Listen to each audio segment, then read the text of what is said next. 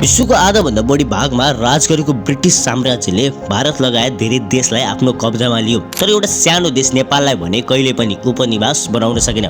यसको मुख्य कारण थियो नेपाली गोर्खालीहरूको साहस। सन् 1814 को एङ्ग्लो नेपाल युद्धमा नेपाली सिपाहीहरूले थोरै हतियारका बावजुद पनि ब्रिटिस सेनालाई हम्मे हम्मे पारिदिएका थिए।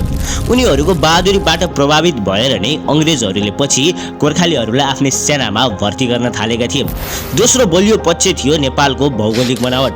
घना जङ्गल, भिरालो पहाड र अप्ठ्यारा बाटोहरूमा युद्ध लड्न ब्रिटिस सेनाका लागि असम्भव जस्तै थियो। गोर्खालीहरूलाई भने पहाडी भूगोलको पूर्ण ज्ञान थियो, जसले गर्दा उनीहरूले छापा मारे युद्ध मार्फत विदेशी सेनालाई धपाउन सफल भए। अन्ततः सन् 1816 को सुगौली सन्धि मार्फत नेपालले आफ्नो केही भूभाग त गुमाउनु पर्यो, तर आफ्नो सार्वभौमिकता र स्वतन्त्रता भने कहिल्यै गुमाउनु परेन। त्यसैले आज नेपाल दक्षिण एसियाकै सबैभन्दा पुरानो स्वतन्त्र राष्ट्रको रूपमा गर्वका साथ उभिएको छ।